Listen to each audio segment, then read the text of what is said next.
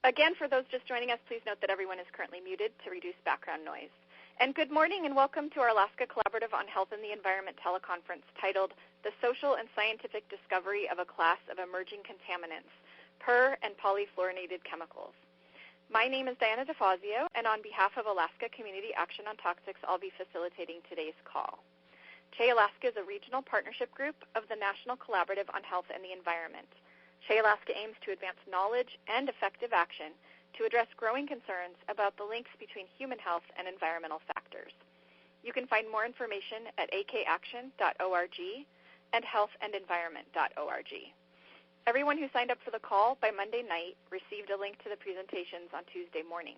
However, if you signed up more recently, you'll need to go to our homepage at akaction.org and download the slides from there so you can follow along. As with all of our CHE Alaska teleconferences, we will leave time at the end for discussion and questions from participants. We're really pleased at the tremendous interest that this call has generated across the country.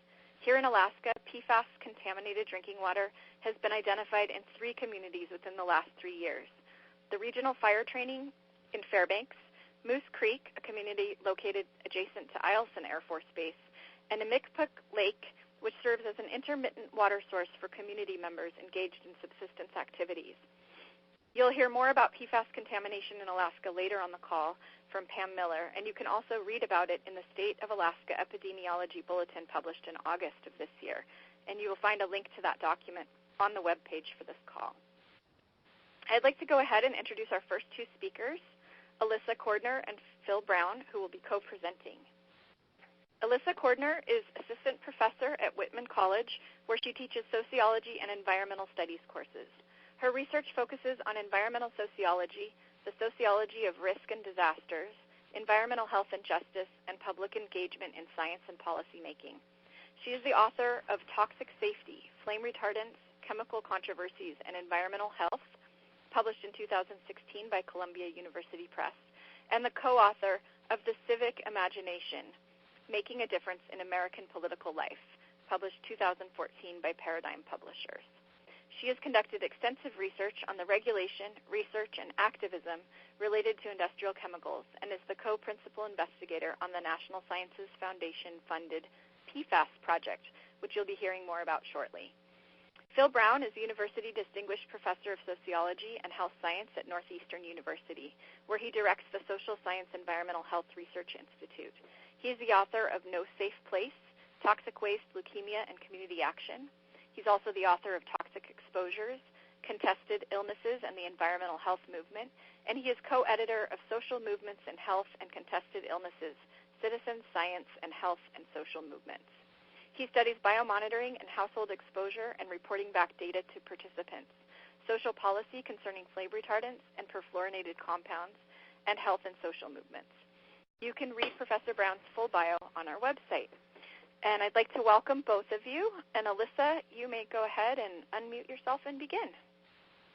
Thank you, Diana. It's really great to be here, and we are excited to share our work and the work of many others with everybody on the call today. We're just very exciting. It's a very exciting time to see so much growth in citizen and resident discovery of PFAS contamination, as well as scientific discovery. It's a time of tremendous change, and so it's a great time to be having this call. So if you go to the next slide, just briefly, so we're all on the same page, we'll be talking about per and polyfluorinated chemicals today, or PFASs or PFAS. People have also called them perfluorinated chemicals, PFCs, or highly fluorinated chemicals. And this is a very broad class of chemicals. Some scientists and regulators estimate there are as many as 3,000 different compounds in this chemical class. And the most widely studied and well-known of this class of chemicals are PFAS and PFOA. Both are what we call long-chain PFASs, and these are PFAS acids that have a carbon chain with a length of C8 or higher, and PFAS sulfonates with carbon chain lengths of C6 or higher. This class of chemicals has several common characteristics. First, they tend to be highly persistent. Some of the long-chain PFASs have no known breakdown process whatsoever. And the long-chain compounds are also bioaccumulative, meaning that they can be absorbed and accumulate in our bodies and in the bodies of other animal species. These chemicals also tend to repel oil and water, which accounts for many of their functional uses. If you go to the next slide, you'll see some examples of common uses of PFASs. They're very widely used in industrial and manufacturing processes. And then in consumer products, we find them in things like nonstick cookware, waterproof or water-resistant clothing, mattresses and carpeting, food packaging materials, even things as obscure as dental floss and cosmetics. And several long-chain PFASs have been widely used in firefighting foams, in particular the AFFF foams that are used to fight oil and grease fires. Go to the next slide. These compounds have been in widespread production in the U.S. since the 1950s by multiple companies. We definitely think a lot about their production by DuPont and 3M, but they've also been manufactured by other companies as well. If you go to the next slide, there's been a tremendous amount of research on these compounds within the chemical industry, but unfortunately, often this early research didn't make it out into the public, and in some cases, research discoveries were not even shared with the EPA when they were required to be shared. As early as the 60s, DuPont was finding evidence of liver toxicity. In the 1970s, 3M found evidence of widespread PFOA contamination in the blood of their workers, and also found connections between rare birth defects that had been discovered in rats and then, unfortunately, similar rare birth defects in some of their workers. By the 1980s, 3M was looking for some sort of uncontaminated blood sample to compare their workers' blood levels, and they were only able to find one sample out of all historic samples, and this was samples of pre-Korean War military folks whose blood would not have been exposed to PFAS contamination whatsoever.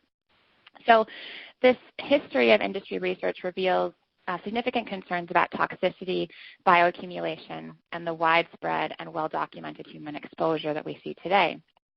On to the next slide.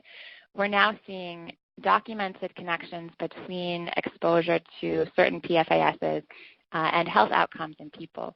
Following a class action lawsuit against DuPont that was settled in 2004, there was a health study that was conducted for the entire class of people who'd been exposed through water contamination. This involved over 69,000 participants in what became known as the C8 Science Panel.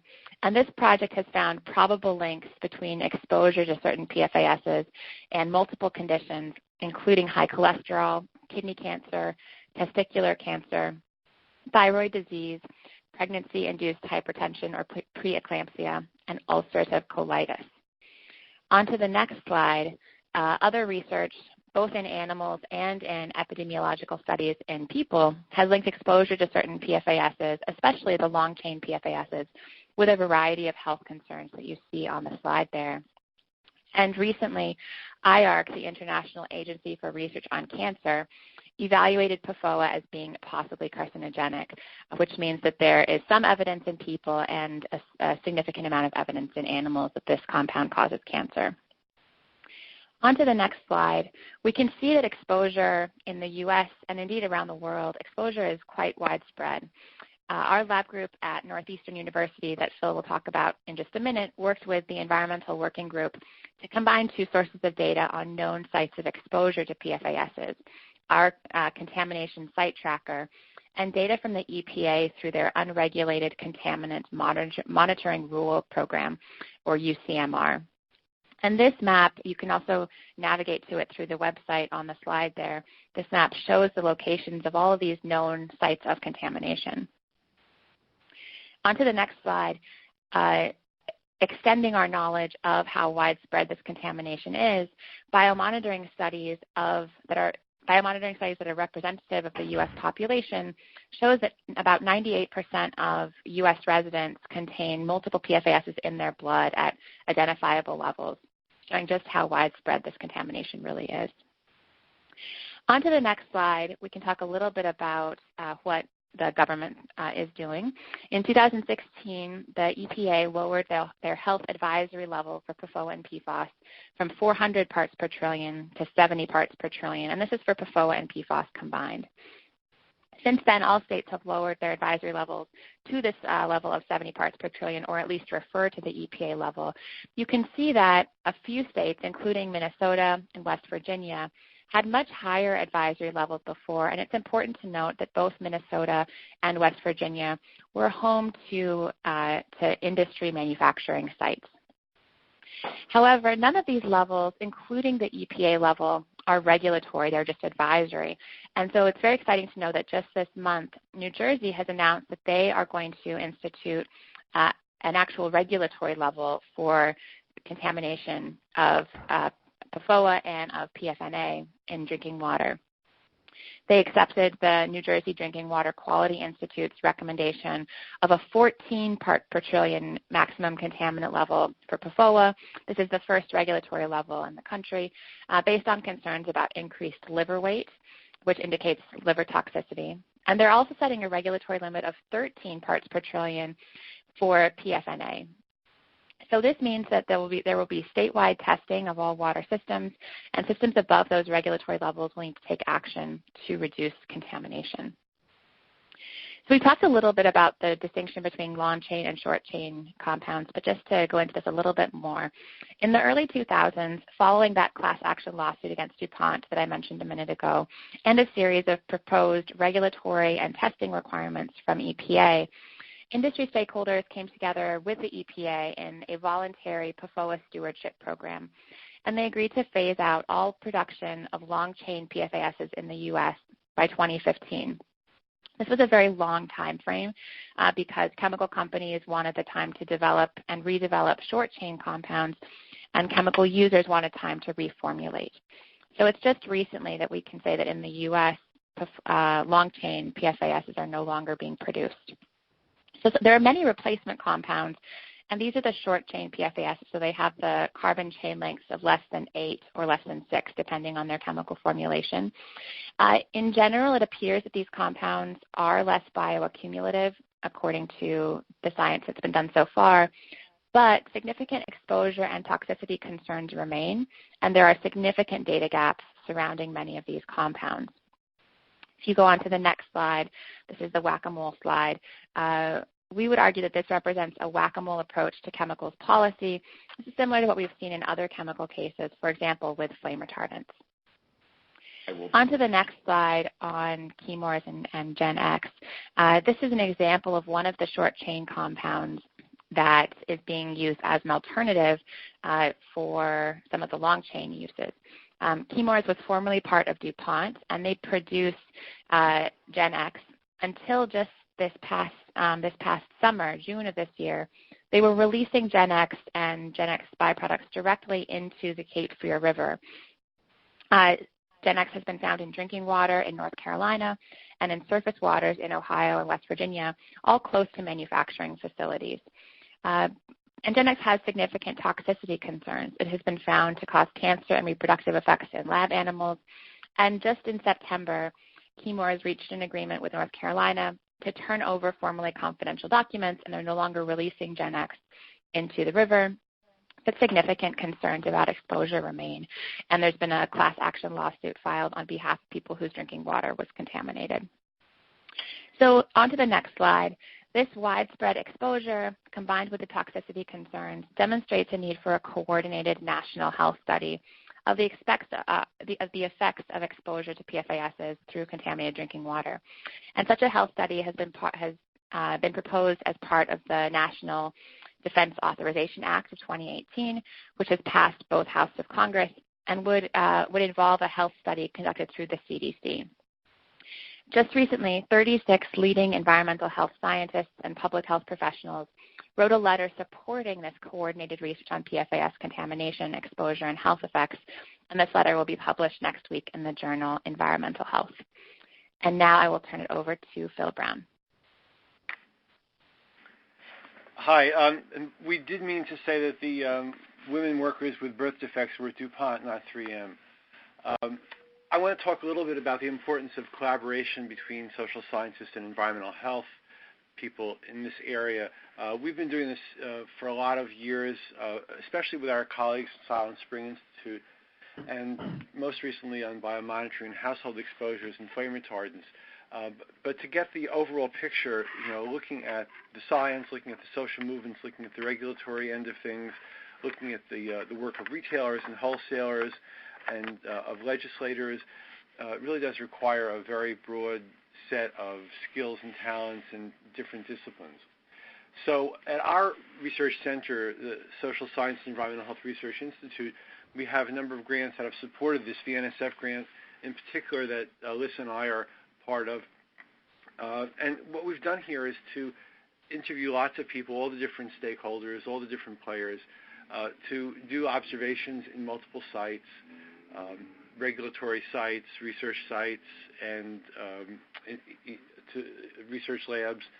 And we've also looked at archives and regulatory document analysis. One of the things that we've been really happy to do is to put together this contamination site tracker that you heard of. And we've identified 81 sites, and they keep growing. Like every week we get more to add to it.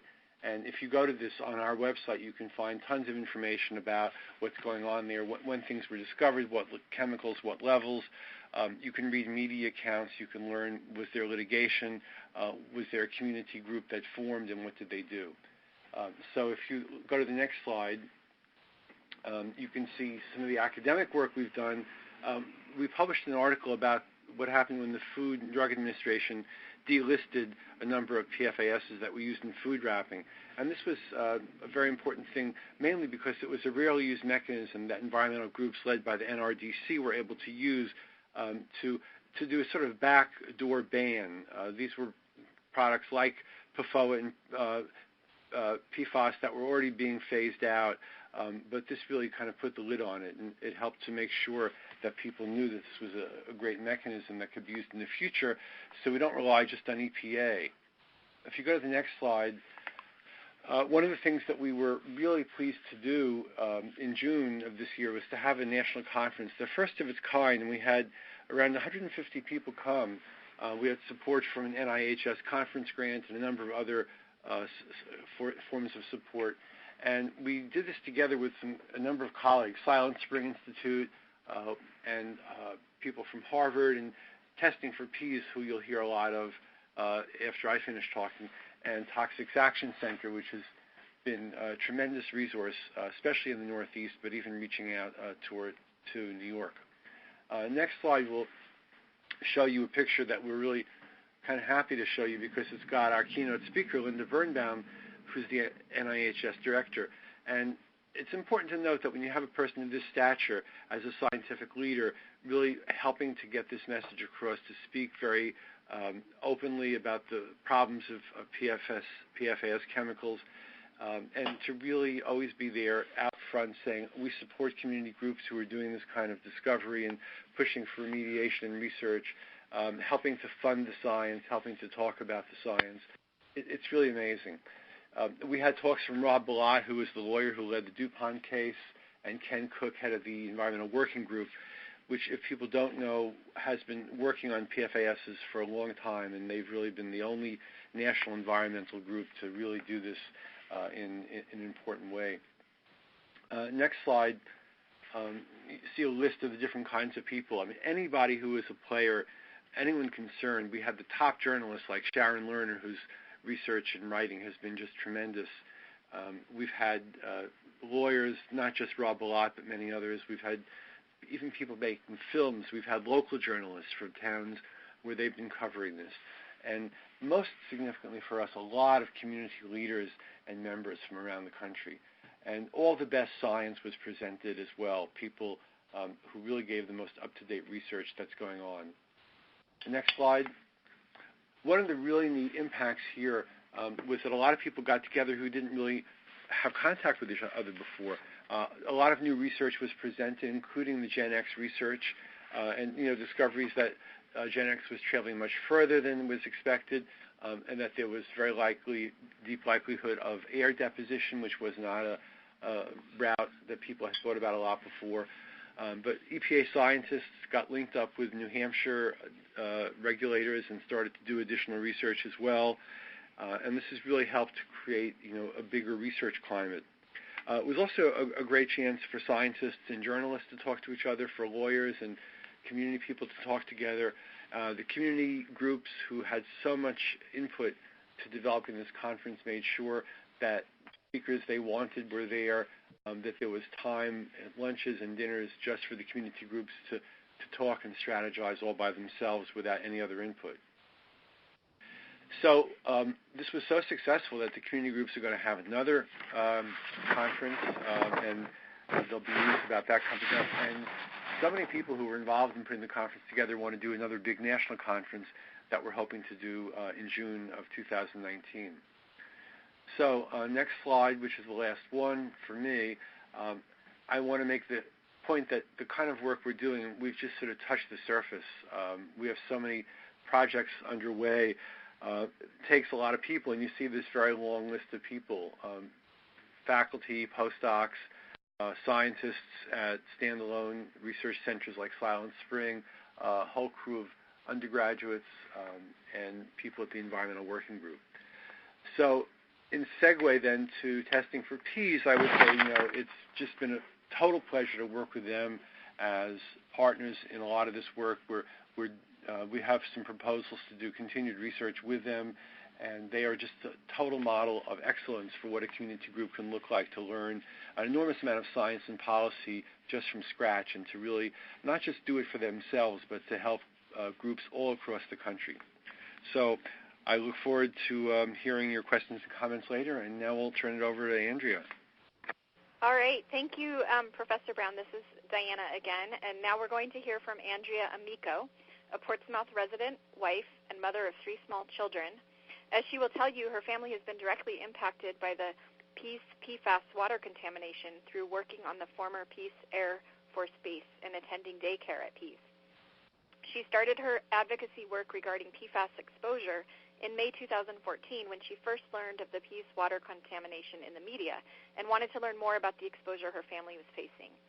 In 2015, she co-founded the Testing for Pease Community Action Group to organize her efforts with others to advocate on behalf of the entire Pease community for more actions and answers. She has a Bachelor of Science and a Master's of Science in Occupational Therapy and has worked in the healthcare field for over 10 years. Welcome, Andrea. Hi, Diana. Thank you so much. Hello to everybody on the call. My name is Andrea Amico, and I'm really excited to be part of this call today. So I'm going to jump right in, starting with my slides. It's called Testing for Pease, the PFAS Contamination at Pease, a Community Perspective. And I'm going to try and talk fairly quickly to try and get over 3 years of work into just a short presentation. It's hard, so I want to make sure I hit all the important points for you folks and leave time for questions. So after the introductory slide, we're going to go to the next slide, which is who is testing for Pease. So I'll start with the picture. I'm the woman in the middle, and to my left is Elena Davis, and to my right is Michelle Dalton, and we essentially make up the group called Testing for Pease.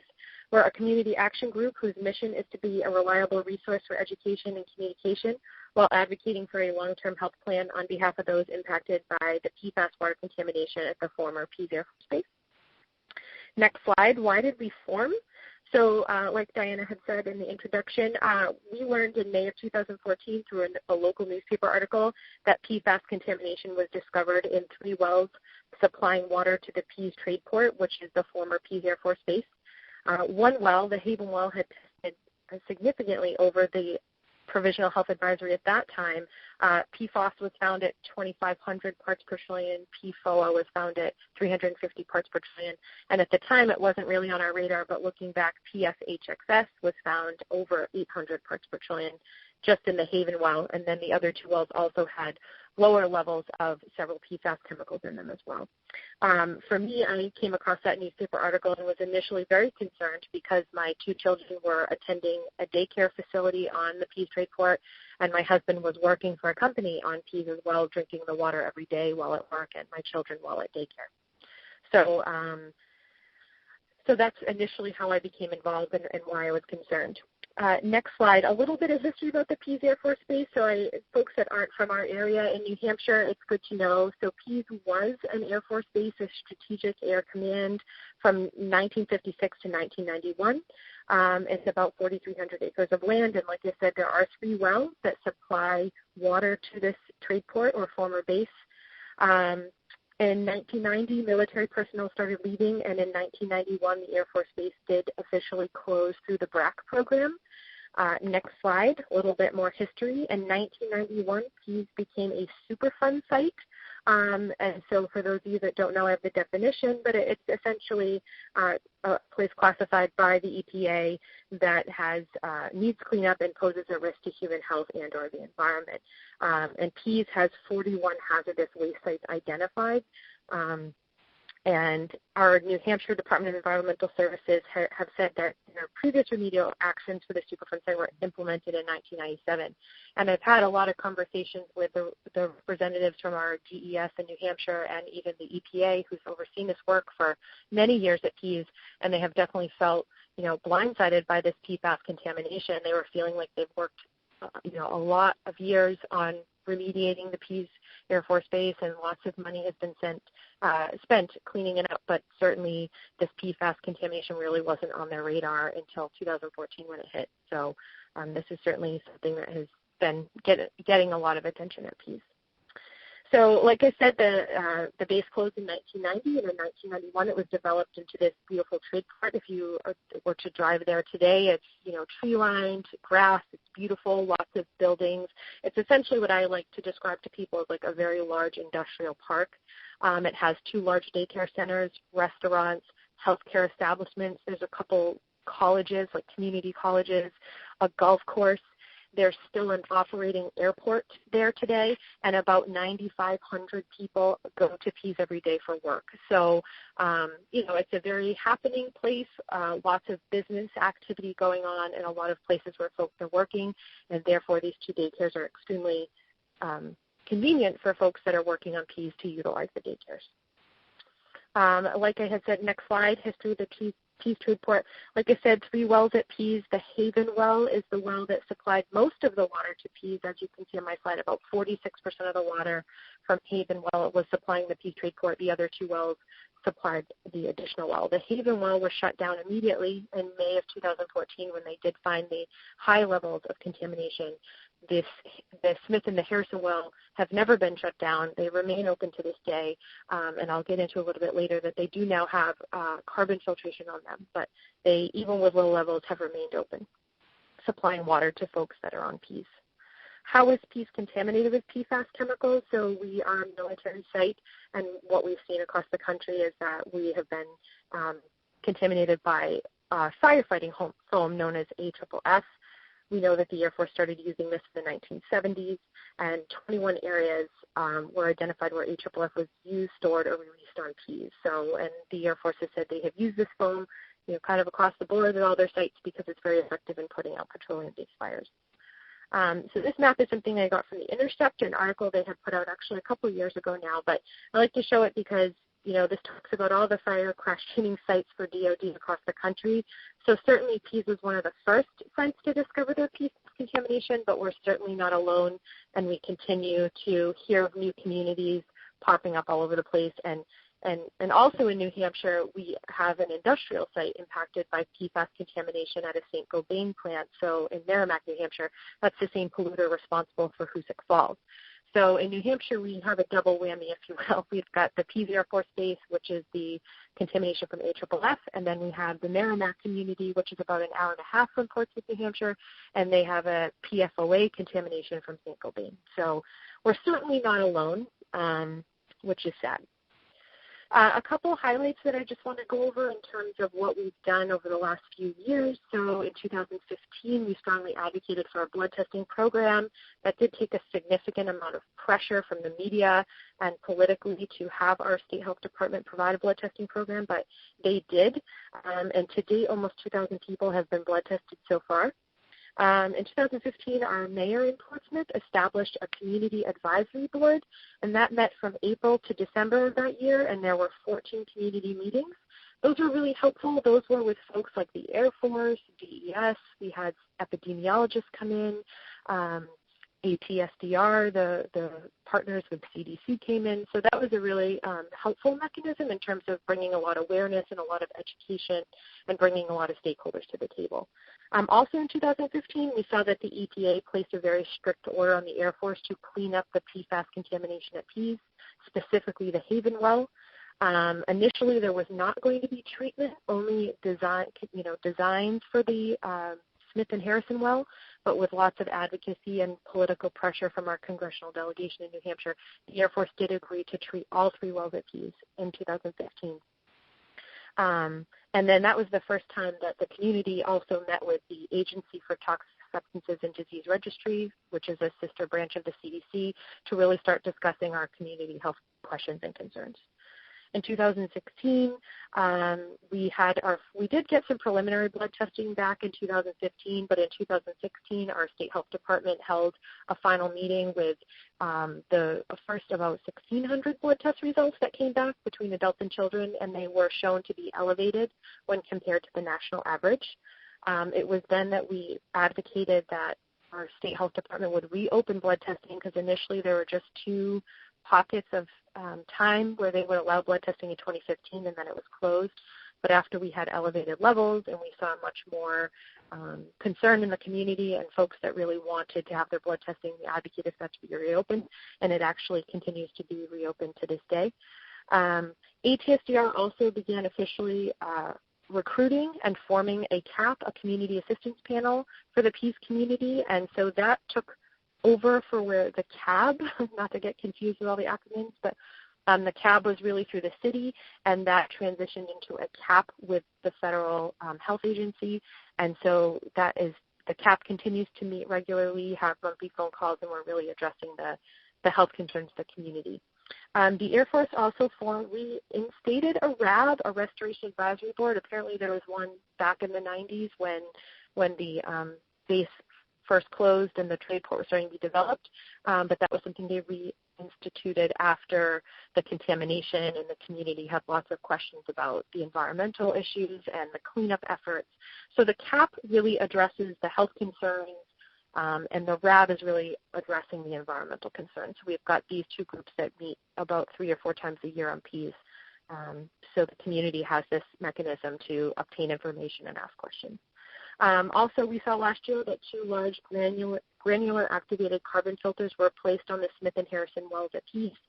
To this day, the Haven well does remain shut down, but they are in the process of designing treatment for that as well, with the plan of it going back online at some point, is what we're being told, but it's currently not online at this time. And also in 2016, I think it's important to note that the Provisional Health Advisory by the EPA for PFAS and PFOA dropped from 600 parts per trillion combined to 70 parts per trillion. So that was a significant drop. I know community members are super appreciative of that drop, but I know for me, 70 parts per trillion still does not seem protective enough when you think about these chemicals and the health effects associated with them, and the fact that they bioaccumulate in your body and stay there for many, many years. So glad to see progress in that, but we're certainly feeling like we need more progress. And like Alissa had mentioned in her presentation, glad to see some other states taking more proactive approaches and setting more protective standards. I hope that we continue to see that, in the near future.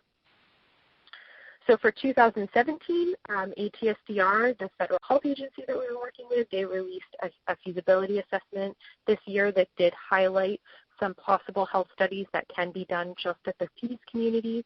They also said if we, some of our questions and health concerns pertain to cancer and developmental delays, and something like that would need to, we would need larger numbers in our study for them to have any type of statistical significance. So one of the things that's been a discussion of ours in terms of the Pease community with ATSDR is that, well, what studies can be done at Pease, and then what can we do to draw in many of these other communities now that are impacted as well? Can we have a larger national study? Can we pilot something at Pease that can be the footprint for studies across the country? Because as we know, Pease is not the only community impacted. We know that there are, unfortunately, many others. So that is something that we have talked about with ATSDR. We have ongoing discussions. Unfortunately, right as the feasibility assessment was released, the Air Force stood up publicly at one of our meetings and said that they do not have the authority to fund health studies. We did fund our work with ATSDR in terms of design, coming up with the feasibility assessment, but so they do not have the authority to fund the health studies, which was a pretty big blow to our community, considering we've been working on this issue, since 2014, but directly with ATSDR since early 2016. So to have over a year's worth of work working towards possible health studies and to find out there wasn't funding was a setback for the community, but certainly we're resilient and willing to move forward and keep advocating for what we need. So fortunately, our congressional delegation in New Hampshire, specifically our U.S. Senator Jean Shaheen, was very successful in proposing an amendment in the National Defense Appropriations Act that would require DoD to fund a national health study. And so that legislation is currently pending, but we're feeling very optimistic that it will be passed and we will have the funding to move forward with a study at Pease and a national involving other communities. So another really big highlight of 2017 is this PFAS conference that I know Dr. Phil Brown talked about, and that was an absolutely amazing experience. I've never been to a conference where it brought so many different people in the world of this one topic, and everyone came together to learn from each other. And I know I have made this this advocacy work has been a second full-time job for me since learning about the contamination. And I thought I knew a lot, but even just going to this conference, I learned just so much more. And then the networking that I made, not only with scientists and lawyers and politicians, but other community groups from all over the country. It was a truly amazing experience, and I think it helped me walk away feeling incredibly hopeful for the future that we are going to continue to push forward with the science to help give people like me, families like me, that have real contamination issues and have been exposed, to help give us more answers and to help better understand what this is going to mean for our family's health in the future. So it was really amazing. And then something that came out of the conference was a formation of a national PFAS contamination coalition, which is a mouthful. But essentially, it's a group of community leaders from multiple impacted sites across the country, and our group is continuing to grow as we hear of other communities and we make connections. And so for now, we have a Facebook page that is private that we strategize on, and then we also have a monthly phone calls where we stay together and we stay connected, and it's just a way for us to put our brains together, understand what's going on in each individual communities, talk about how we can support each other in our efforts at a national level, at a state level, just kind of compare notes like this is what our state department is doing, and Colorado is doing something different. And so that has been tremendous in terms of being able to support each other, gain knowledge about these other sites, and just have a way to stay connected, because at the end of the day, all of our sites are a little bit different, a little bit unique in some way, but we all essentially have the same goals. We want clean water. We want to understand what the impacts mean for our health, and we want to better understand how we can monitor our health in the future. So we all have very similar goals, and it's been a tremendous opportunity. Challenges we faced, initially it took a lot of pressure to get a response from our state health department to obtain blood testing. So, it's required a lot of pressure from the media, from our politicians, but, we are getting it done. Communication is challenging with the trade port. It's a bunch of businesses. It's not everybody living in one little town. People come from all over to work at Pease. So trying to make sure we get the information out to everybody is tough. Evolving science, depending on who you talk to, some people waver on either side of the science. Some people say, well, it's gray, so don't worry about it. You don't have to worry about health effects. Other people say, well, no, we are seeing some health effects. There is reason to have some worry about these. So I think having some of that grayness can make it difficult for folks. We've also had to push for a lot of action. Like I said, we've had to advocate significantly for the Air Force to clean up all 3 wells. There's also has to have been significant advocacy for funding the health studies. So it takes a lot of work, a lot of constant connections and advocacy and work, but A lot of people say, and it's been great advice, this is a marathon, it's not a sprint, so you have to pace yourself when it comes to that. A few other things, these contaminants are unregulated, so that makes it hard, especially at Pease. We don't just have PFAS and PFOA. We have many other PFAS chemicals in the water, and we're concerned about all of them. We don't want any of them in our water. We don't want any of them bioaccumulating in our body, and so it's hard when regulators say, well, we can only follow the 70 parts per trillion. That's what we're, for PFAS and PFOA. So trying to bring awareness and raise our concerns about many other PFAS chemicals, not just the two that have the 70 parts per trillion. In terms of labs, we're also finding folks that maybe aren't eligible for blood testing through Pease but want to get their blood tested for PFAS chemicals. It's really expensive. There's limited labs. Primary care doctors don't know how to access these labs, so it just makes it challenging. I'm going to move on to positive aspects because I want to end on a good note. So we have many Pease-specific pages added to federal and state websites providing updates. So it's there's a lot of awareness about what's going on at Pease. We have connected with many different political figures at our local, state, and federal level. And that's been amazing. We've also had really good connections with media at the local, state, and federal level, so we've had a lot of attention on our issue, which certainly helps keep it in the public eye and helps to get, answers and put pressure on folks to take action.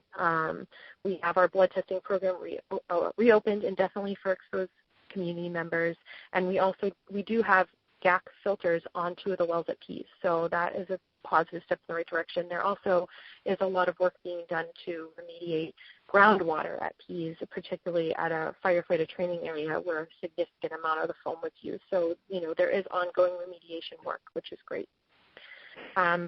Like I said, being able to connect with the contaminated communities has been a really positive aspect. Just being able to meet these folks and collaborate and talk has been a really powerful experience for all of us. And establishing our national coalition has been great. We're working directly with ATSDR, the Federal Health Agency, and that's been wonderful. And we're working really hard with them to make our needs known and push the envelope for what we need, and not only just for the Pease community, but for the national health study as well. So we're glad to be working with them directly and have their attention. And then obviously the pending federal legislation that will mandate DOD to fund the studies is a really positive aspect of, what we're currently working on and trying to get these health studies up and running to give folks more answers. So, and then also just the ability to work with highly respected doctors, epidemiologists, scientists, environmental health experts. I mean, it's been a truly humbling experience to meet some of these incredibly knowledgeable people that are really busy but take time out of their day and their life to attend conferences, respond to emails, and just give guidance or just talk to somebody like me, a concerned mom who just is really concerned about the health of my children and my family and wanting to better understand what all of this is going to mean for them in the future. So that's been a really positive experience for me to collaborate with so many amazing professionals. And so that brings me to the end of my portion of the call. So I, again, want to thank for the opportunity, and I look forward to any questions or concerns or any questions that folks may have. Great. Thank you so much, Andrea. Finally, before we get to our discussion, I'd like to invite Pam Miller, Executive Director of Alaska Community Action on Toxics, to talk briefly about PFAS contamination in Alaska.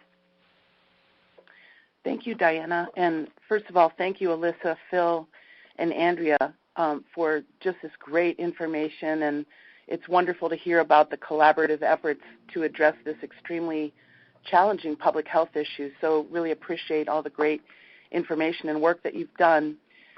This is a very important emerging issue in Alaska with the discovery of at least 3 communities in Alaska where groundwater sources of drinking water are contaminated with PFOA, PFAS, and other perfluorinated compounds. And Diana mentioned the State of Alaska Epidemiology Bulletin. This just recently came out in early October and identified 3 sites where there is known contamination of drinking water sources, 2 in Fairbanks, 1 near the Regional Fire Training Center in Fairbanks, where at least 40 wells are contaminated. In 2015, it was discovered that 150 drinking water wells in the Moose Creek area adjacent to Alissa Air Force Base are contaminated with these substances. And in 2017, it was discovered that a lake in the community or adjacent to the community of Utqiagvik, which is a water source for the community, is contaminated with these substances, and this was associated with the former Navy National Arctic Research Lab. So this is very likely to be the tip of the iceberg in Alaska, since we have many military sites and other airports.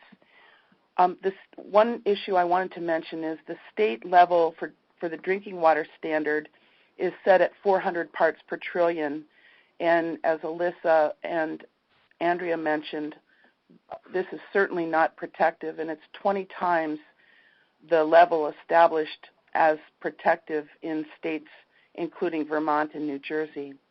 And then finally, and I'll be brief about this, we have been fighting to get perfluorinated substances included under provisions of the legally binding international convention known as the Stockholm Convention on Persistent Organic Pollutants, because these chemicals can travel on wind and ocean currents, they're highly persistent, and we're finding them in high levels in traditional foods, fish, wildlife, as well as people living in the Arctic, far from the areas where these chemicals are produced or necessarily even used. In 2009, PFAS was listed under the provisions of the Stockholm Convention, unfortunately with a number of exemptions, but for global elimination.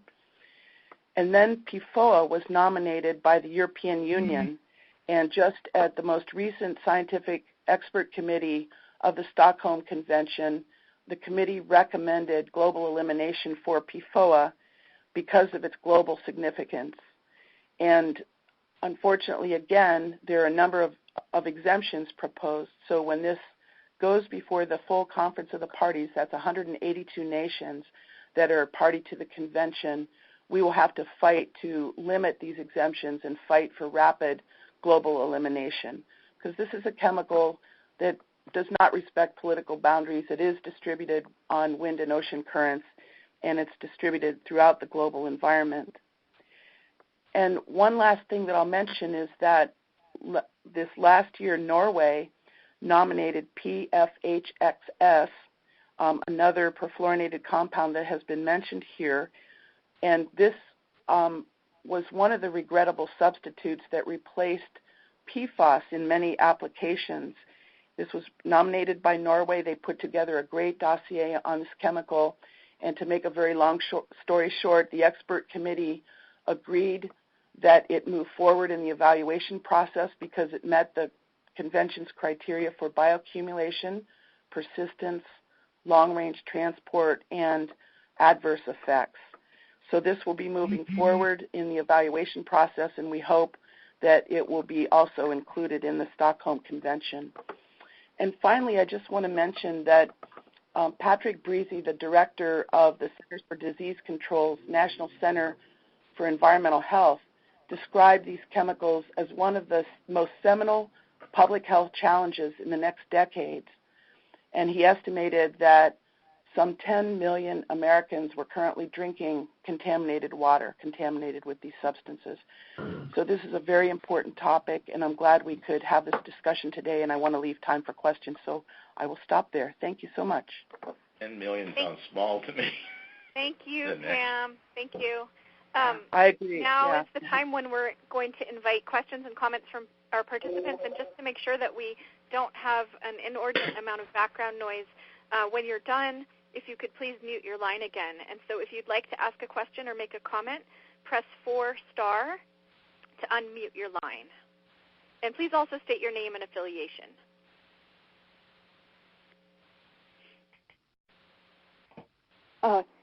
Hello, this is Fran Solomon from Seattle, Washington. I teach at Western Washington University.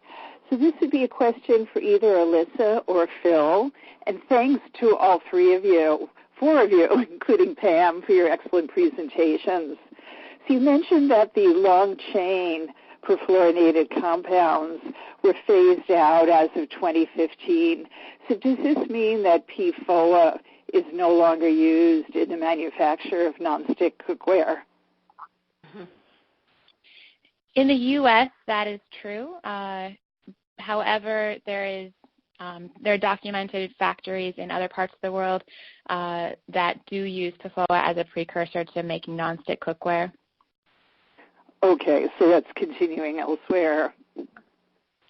It is. Sharon Lerner had a great investigative journalist piece looking at factories in China that make nonstick cookware using PFOA. Okay. If you go to the Intercept website, she has I think now it's up to over a dozen articles, and one of them is specifically on PFOA use in China. Okay. Thank you very much.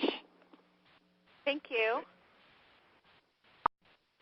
Again, please press 4* to unmute your line if you'd like to make a comment or ask a question. Hi, this is Carol Kwiatkowski. Hi, Carol. Please go ahead. Hi. Thank you so much. That was a great presentation. Everybody who spoke was really informative. I'm wondering if you could say anybody could say a little bit about the newer short chain chemicals, and specifically if there's research going on either in government or academic labs looking at the potential health effects of those chemicals.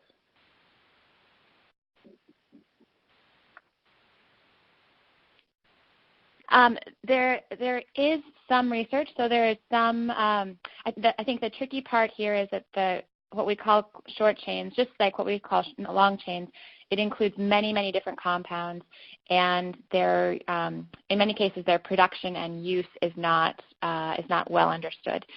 So there is significant research going on into a few of the short chain compounds. We mentioned Gen X, which is produced by Chemours, and there is a growing body of research on that chemical. There also is a somewhat body of research on some of the other short chains that is conducted within industry. But my sense is that the overall sort of state of evidence around most of the short chains is still very limited. Phil, do you want to add anything to that? One of the arguments that's often made by industry is that these are not as bioaccumulative, and they show you lists of the half-lives which are dramatically shorter than they are for the older, more legacy chemicals.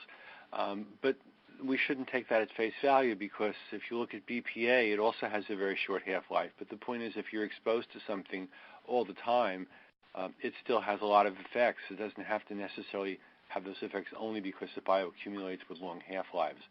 So that's one of the arguments that they're making that we have to be aware of. Again, as Alissa said, we're just in the early parts of this research. But we don't have to go through 20 or 30 years of research for each new chemical. And that's why this whole idea that the Green Science Policy Institute has put out of looking at whole chemical classes, because of similarities in structure and action, and also in health effects, that we should really take that much more seriously and not have to always start from scratch. Thank you. Do we have anyone else out there? We probably have time for one or two more questions or comments. Again, 4* will unmute your line, and when you're finished with your question, 4* will mute your line. Hello? Hello? Hello. Go ahead. Yeah. Hi, I'm Wendy Spector, and I'm also representing Mark Cougar. We are from Philadelphia, Pennsylvania, Horsham specifically, Upper Dublin area.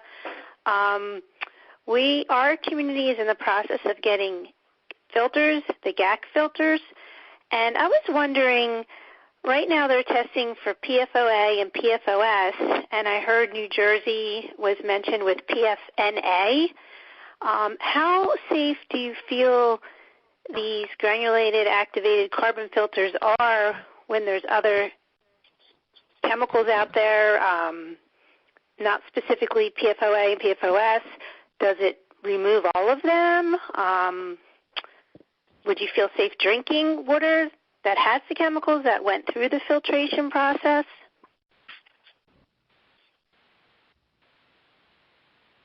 that might be a question for Andrea. Hi, this is Andrea. I'm certainly not a scientist or a chemist. We have gas filtration at Pease, but I do know that some of the emerging research on water filtration has left me concerned about particularly the short chains of different PFCs or PFASs. So that is something that we continue to look at Pease and want to watch closely because we do have multiple PFAS chemicals from the firefighting foam in our water at Pease. And again, they look closely at the PFAS and the PFOA to make sure those are under 70 parts per trillion. But we care about all of the PFAS chemicals in the water, regardless of the regulations around them. So I know for myself, I'm not comfortable drinking water with PFAS chemicals. And, I do think that granular activated carbon does work well, but is it something to continue to look at, and we need to continue to conduct more science and watch closely. So I don't know if this is your question, but that's my perspective from a community. Thank you. Yes, we have the firefighting foam issue, too, with the Willow Grove Navy base and Warminster, Johnsonville Navy base. So same situation here. So thank you for all your persistence and hard work. Thank you. And I actually met Mark at the conference, so he's a great guy. So it's happy to meet him at the conference. Great. Yes, he is. Okay. Thank you very much. Thank you. If I can add one thing about that question. And then I have a few wrap-up comments to make. So I'd like to take one more question or comment if there's anyone out there. Okay, then I would just like to give all of our speakers an opportunity to make any final remarks, if you'd like.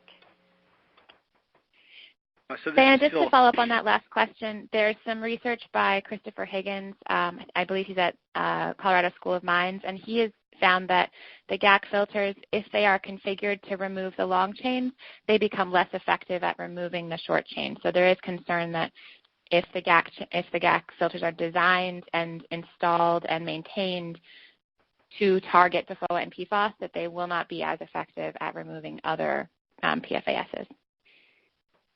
Okay, thank you.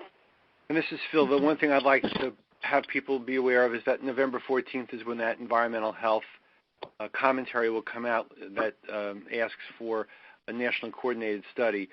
It's not the same as the DOD study. It actually points to some shortcomings and has a lot of suggestions about how to do more than just that. But it's a very short piece that tells us what we could do with that kind of study. And I think anybody concerned with PFAS contamination should look at this and share it with their local media, with their congressional reps, with their state reps and senators, and health agencies and environmental agencies.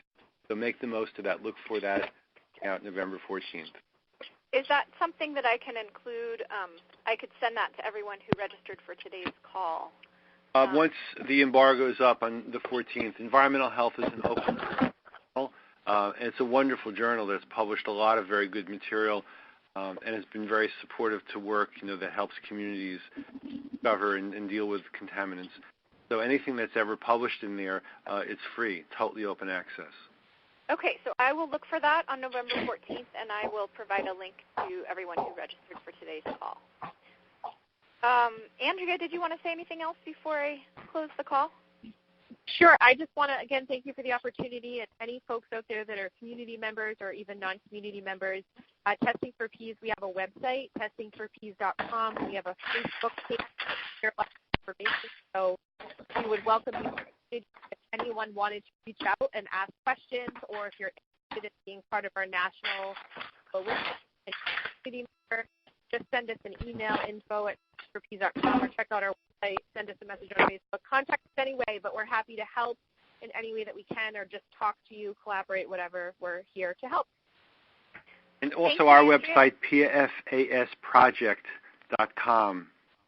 And I will be including all those links again in the follow-up email with the recording, so you'll have a real easy link to all of that. Pam, did you want to say anything else before I close the call? Yeah, thanks, Diana. Just two quick things. One is that I think it's important to recognize that there are a number of non-fluorinated substitutes that have been used in firefighting foam with great success in Sweden and other places.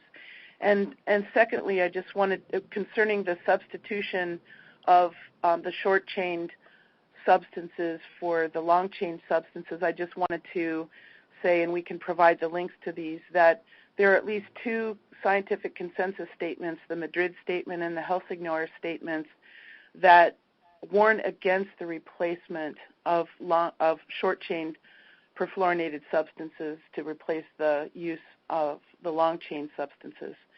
So I think that's an important and precautionary warning, because these substances do have many of the same and similar properties, harmful properties, as the long-chain substances. Thank you, Pam. And again, I just want to thank all of our presenters for their time and for sharing their expertise and experience with us today. I want to thank all of the participants for calling in. We had over 200 people register for this call, which is a record for Che, Alaska. And so I'd like to please ask you to consider making a donation to Alaska Community Action on Toxics to help cover the cost of teleconference fees.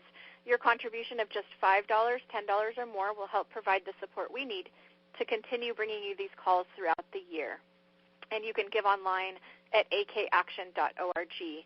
I will be sending the recording, a link to the recording, as well as additional resources that have been brought up during this call, links to those websites and those documents in a day or two. So look for an email from me with all of that. And again, I just want to thank everyone. If you have additional questions or comments, please feel free to contact us. Phone number is 907-222-7714, or you can email me at diana@akaction.org. Thanks again to everyone, and have a wonderful day. Oh, yeah.